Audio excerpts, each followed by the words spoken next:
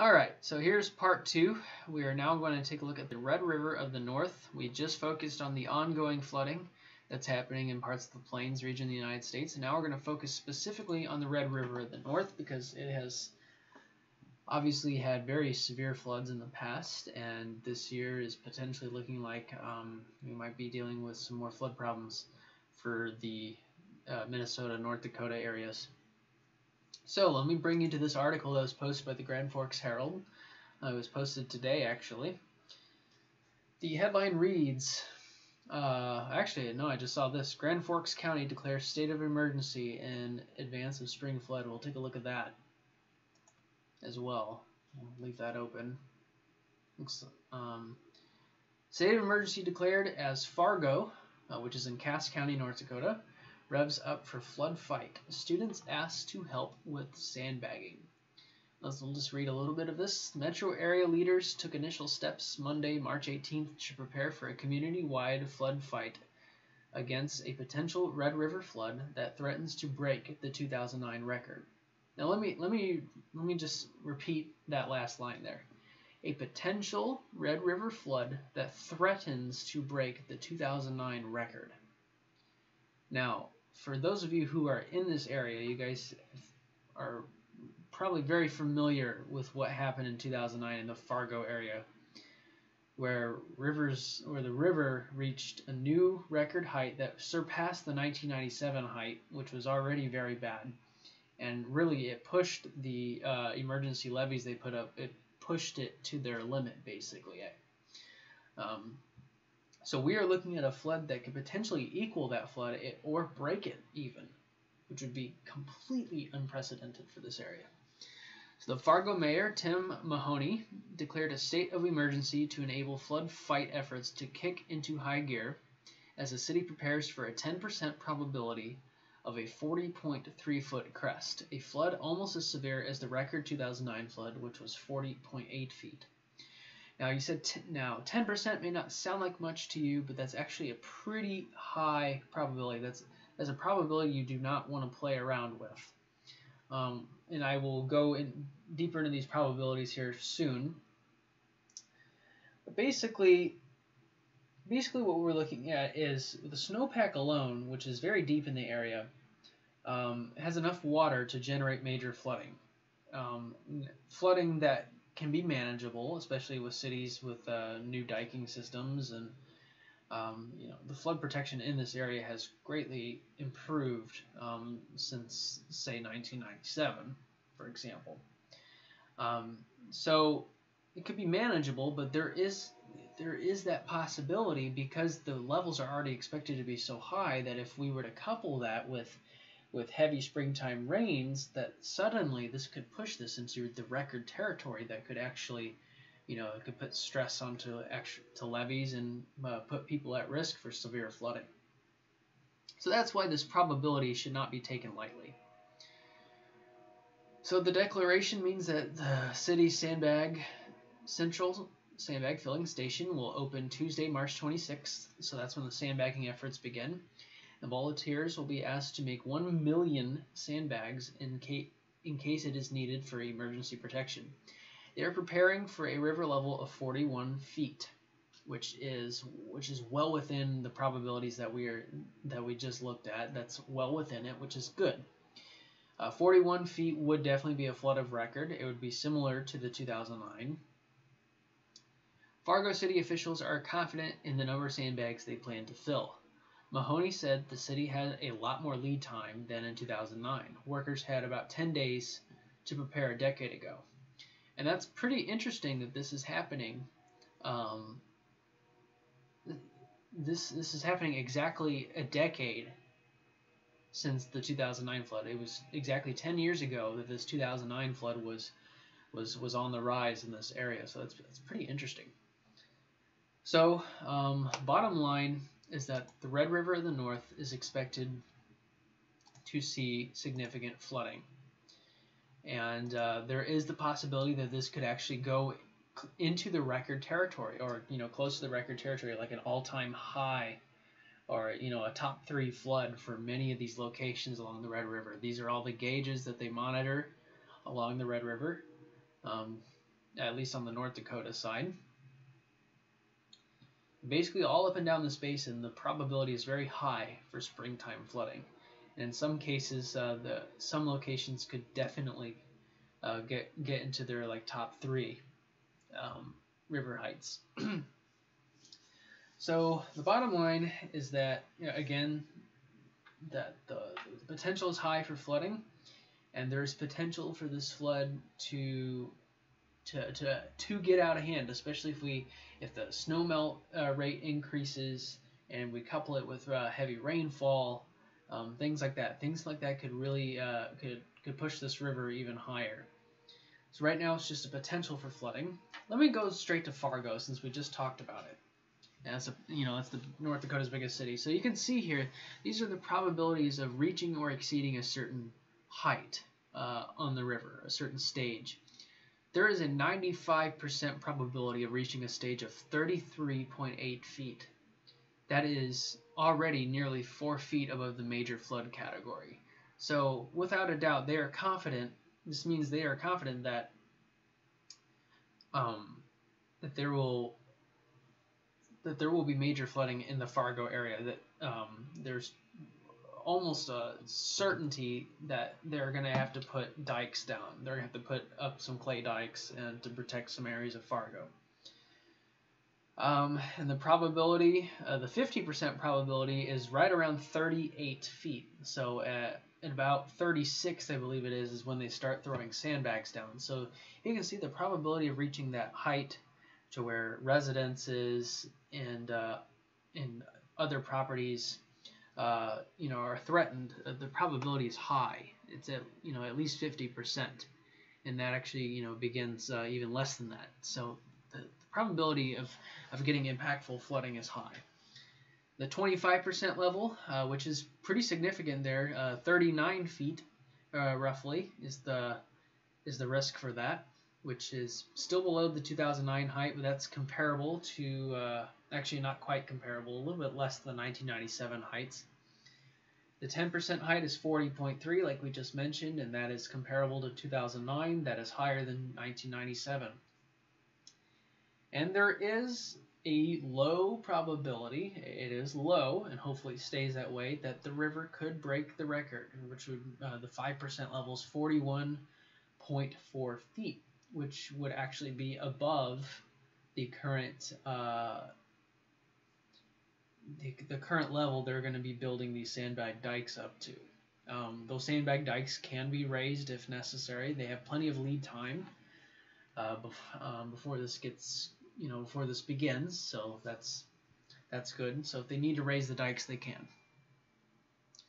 So there's your current flood forecast for Fargo, and it's really going to depend on how quickly does this water enter this river system as we get into the thaw. The thaw is beginning.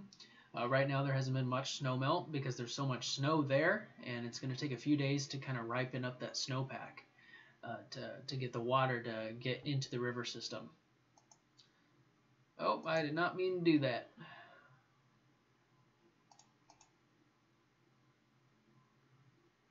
While we're waiting for that, let's take a look at this. This is actually very new, posted today at 4:38. Grand Forks County declares state of emergency in advance of spring flood. Grand Forks County has declared a state of emergency in advance of a forecast spring flooding. The Grand Forks County Commission this afternoon approved a request from Carrie something, Director of Emergency Management for the county. We need to get our plan rolling. We need to start preparing. This activates the plan. Cass County and Fargo have already declared a state of emergency. By declaring an emergency, the county gets access to federal emergency management agency funds and statewide emergency funds. So there's not much on this, but it looks like Grand Forks County has declared a state of emergency. So they can start flood fighting efforts as needed. Okay, so here we want. So these numbers were updated last on the 15th. Let's look at East Grand Forks, the East Grand Forks gauge. This is actually very alarming. The probability of reaching their top 2, like their second worst on record, which their second worst flood on record in the Grand Forks area was 1897, which reached a stage of 50.2 feet. Right now, there is a 50% probability of reaching a stage of 50.6 feet. That exceeds that stage. So I would say the flood risk up in Grand Forks might even be worse. There's currently a 95% probability of reaching the major flood stage, essentially. 75% probability of reaching 49 feet, which was last reached or exceeded in 2011. So we're looking at a pretty high probability of at least reaching the 2011 height. Then again, 50% for the 50.6 foot stage, which would be the second worst on record. 25% probability of reaching a stage of 52.7 feet. And then there is now about a 10% probability, maybe a little bit more, of breaking the 1997 flood of record, in which Grand Forks is very familiar with, of course. That is the flood that basically flooded most of that entire city in 1997. There is a non-zero chance of breaking that record. And the 5% height, which we would hope we would never reach this height, there's a 5% probability of reaching a stage of 56.7 feet. Now, the good thing is that Grand Forks has a system of levees and flood walls, which can be built up if necessary, that can fight against these heights. And they're actually good as long as the levee does not break. The levees and flood walls can hold the river back up to a height of, I believe, about 60 feet. So that's good, and none of these probabilities actually even come close to that 60-foot height. So that's really good. And so Grand Forks, you'll probably be okay. Just remain vigilant because water that is that high obviously puts pressure on the dikes, and they'll be monitoring for that, of course. So as long as levees hold, there should be minimal flooding inside the city of Grand Forks, but this is still going to result in a lot of road closures. There's going to be a lot of overland flooding that'll be a problem as well. So, but just to see these probabilities here is pretty unprecedented for this area. So we are definitely looking at a very high flood coming for this area. And like I said, depending on the conditions, this could be the flood of record for some areas. Looking pretty bad. Why do I keep doing that? It's not what I want to do.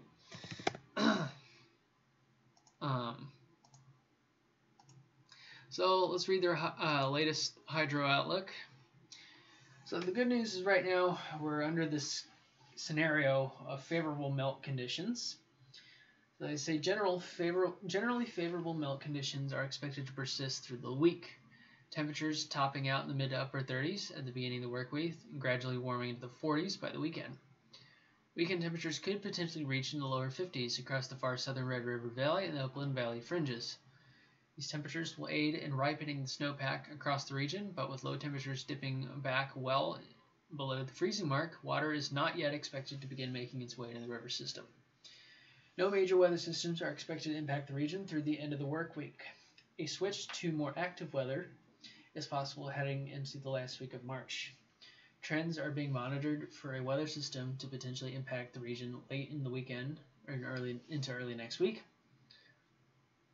The system could bring snow, rain, or a mix of precipitation types to somewhere along the northern plains, but it's far too soon to pinpoint these specifics.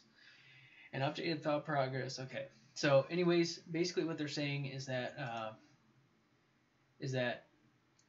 we're getting above freezing now, so the snowpack is starting to kind of wear down a little bit, starting to ripen up. There's not a whole lot of snow melt going on right now because quite honestly, there's a lot of snow to melt. So it takes time for that for that warmth, for that energy to get through the snow and to start to melt it. There is a little bit of water getting into the system, not too much. If we look at the latest river gauges, you can see very minor rises at the East Grand Forks gauge. The more significant rises, which are not very significant at all. I don't know why I have two of those open. They're mostly confined to the southern part of the Red River Valley. Like here at this gauge, you can see the river has been coming up very slowly over the past week. Still not flooding and not really expected to. Fargo, we've had some minor rises as well. The river's kind of trickled up towards like 15.5 feet, still below flood stage. So these little minor rises here, you can see like the Wild Rice River, of course, Hallstatt gauge going up a little bit. So there's definitely an indication that the river is starting to get water, but not enough to flood it just yet.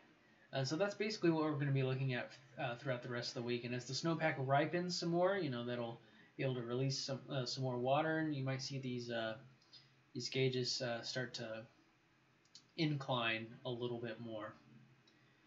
But as of right now, the melt conditions are pretty favorable.